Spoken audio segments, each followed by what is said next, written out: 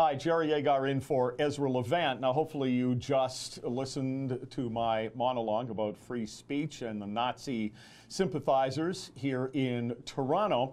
Joining me now from the Toronto Sun, columnist and troublemaker, Sue-Ann Levy. Sue-Ann, you disagree with me? I do. Okay.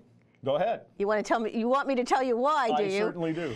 Well, I think that free speech is fine as long as there's a limit to free speech. I mean, if you're espousing hate speech, as say the Holocaust deniers do and Black Lives Matter, then there should be a limit. And I particularly take exception to them using public space. And I'll give you an example, Jerry.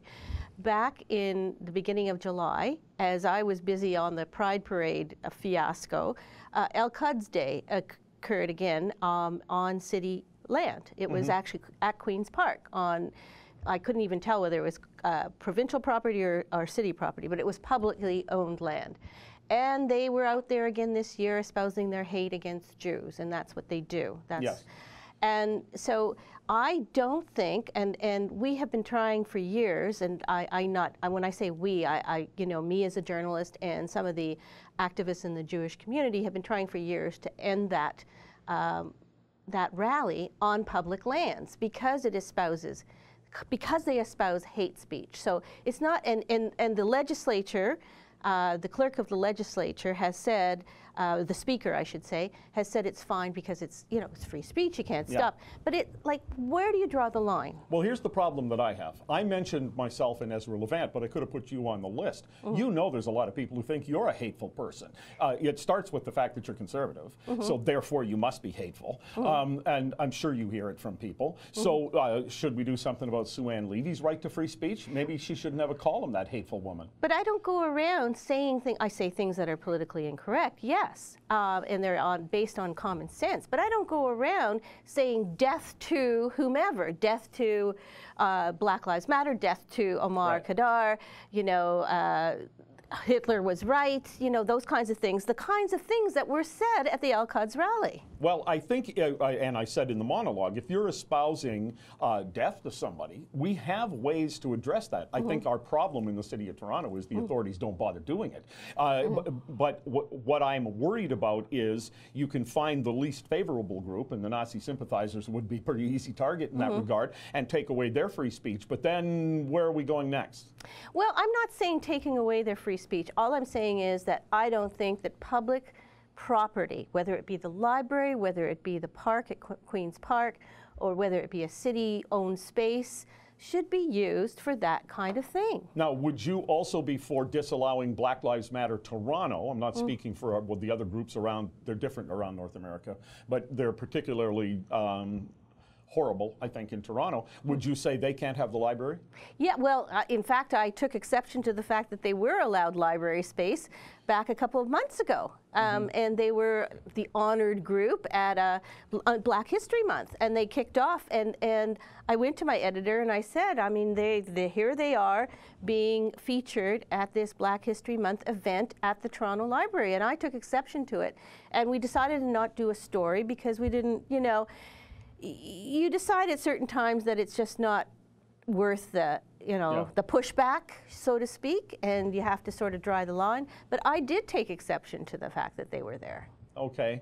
Do you take exception to the lawyer who was being honored at the memorial that the neo-Nazis were putting on did the work that she did?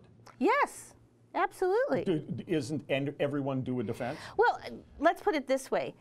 Yes, everybody is deserved a defense, and you're absolutely right, and you referred to Marie Heenan, and I think she's taken a lot of flack, but she was doing her job. Unfair flack. Yeah, unfair. And I actually ran into her, I should mention, in Shoppers Drug Mart a couple months ago, and I said, I don't agree with the outcome, and there are reasons why, because I was assaulted, but you did a great job, and you did your job. Right. And you did it well. So, yes, I mean, I shouldn't say that I object to what the lawyer did. I object to her being, I guess, given a tribute on public property. That's where I have a problem, that they were giving her this tribute on public property. property. Yeah, I thought, and I played a clip in the monologue, that John Moore of Newstalk 1010, where I also work, did a good job when he had Councillor Pasternak on, because Pasternak was of the view that you were, that the neo-Nazis shouldn't be allowed library space, but he couldn't bring himself to say that Black Lives Matter shouldn't. And this is one of my problems, Sue-Ann, is that we won't get consistency from politicians if we start saying we can kick certain groups out of the library. Well, that's the problem.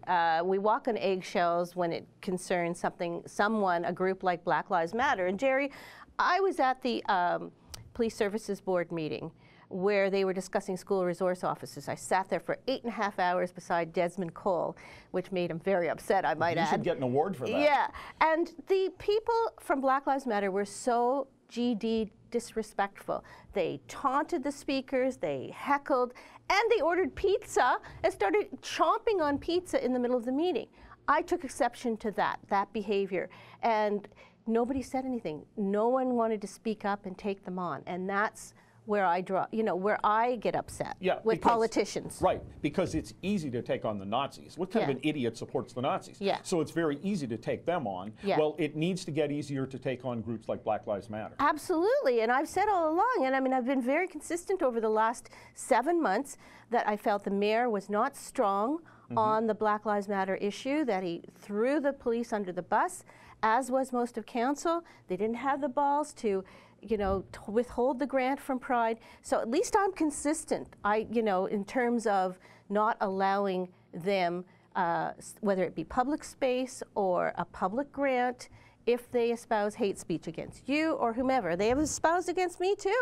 The thing that saves me, the only thing that saves me is I'm gay, but I'm white, so they cancel each other out. Kind of hard to figure out where to go with you. Yeah, yeah. Yes. Okay, well, I'm glad you came in. Even though you disagree with me, I'm consistent in liking you. As I do with you. Thank you very much. You're welcome. Hey, if you like that, sign up for my show every day. Click on the screen to subscribe.